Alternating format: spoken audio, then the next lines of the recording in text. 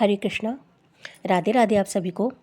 आज मैं आपको एक ऐसी जानकारी देना चाहती हूँ जो 99 लोग नहीं जानते हैं। क्या आप जानते हैं दुनिया की जो पहली रामायण है वह महर्षि वाल्मीकि ने नहीं लिखी, बल्कि स्वयं हनुमान जी ने लिखी थी। लंका विजय के बाद जब प्रभु श्री राम लौट आए और राजपाट संभाल लिया तो हनुमान जी भी कुछ दिन बाद उनकी सेवा करने के बाद हिमालय चले गए। वहाँ शिव की आराधना करने लगे।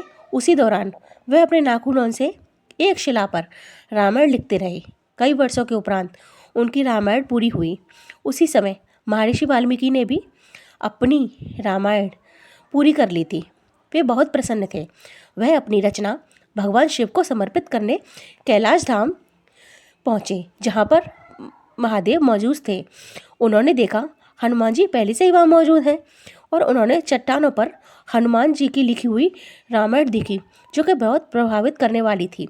जब वाल्मीकि ने हनुमान जी की लिखित रामायण देखी तो वह निराश हो गए और मन ही मन सोचने लगे कि हनुमान जी ने जो इतनी अच्छी रामायण लिखी है, तब मेरी रामायण को कौन पूछेगा।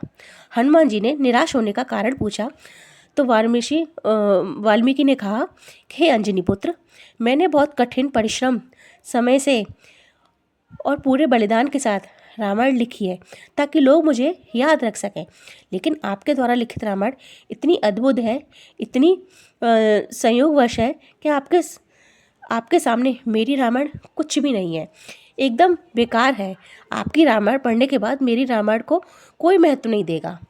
ये बात सुनने के बाद हनुमान जी मुस्कुराए और उन्होंने महर्षि वाल्मीकि जी को सांत्वना देने के लिए एक बड़ा फैसला लिया और अपनी लिखी हुई इतने वर्षों से जो रामायण वो लिख रहे थे, उन्होंने रामायण की शिला को उठाया और दूसरे कंधे पर वाल्मीकि को बिठाया और वह उड़कर एक विशाल समुद्र के पास गए और उन्होंने लिखी हुई रामायण की शिला को, जो कि वो बहुत समय से लिख रहे थे, समुद्र में फेंक दी। हनुमान जी का त्याग देखकर महर्षि वाल्मीकि ने कहा, हे अंजनी पुत्र, राम भक्त, आप बहुत दयालु हैं। मैं एक और जन्म लूँगा और कलयुग में और ऐसी रामायण लिखूँगा जो आम लोगों की भाषा में होगी और जिसे सभी लोग समझ सकेंगे। कलयुग में गोस्वामी तुलसीदास जी वाल्मीकि के दूसरे जन्म थे, इसलिए रामचरित लिखने से पहले हनुमान चालीसा लिखा और हनुमान जी की प्रेरणा से ही रामचरितमानस लिखी। हनुमान जी ने साबित कर दिया भगवान अपने भक्त की लाज के लिए कुछ भी कर सकते हैं।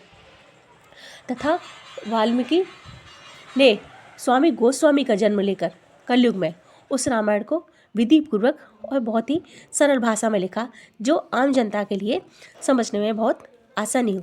अगर आपको ये मेरी जानकारी अच्छी लगी हो तो मेरे चैनल को लाइक और सब्सक्राइब करिए। राधे राधे।